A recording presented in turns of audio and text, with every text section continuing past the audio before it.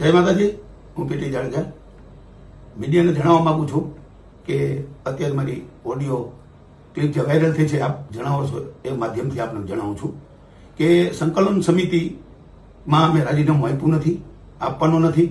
આનાથી વધારે સ્ટ્રોંગ સમિતિ બનશે એવા અમારા અને સમાજના પ્રયાસો છે. સમાજમાંથી મને કહેવામાં આવે છે કે સમાજમાં હજારો યુવાનો, લાખો યુવાનો તમારા સમર્થનમાં છે, તો તમારી સંકલન સમિતિ કેમ ચૂપ છે?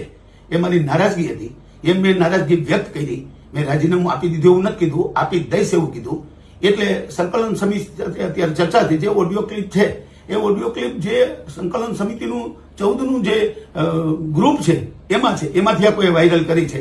એટલે મારી જે નારાજગી તો હતી, પણ હું જે વિચારતો હતો એ મુજબ જ આ કોઈ એક વ્યક્તિ છે. એટલે ત્યારે મને સંકલન સમિતિમાં બધાને ફોન આવે છે કે જે એક વ્યક્તિ છે એ મેં કીધું હું સાયબર ક્રાઇમમાં ફરિયાદ કરીને એમનું નામ જાણી લઈશ, તો આપણે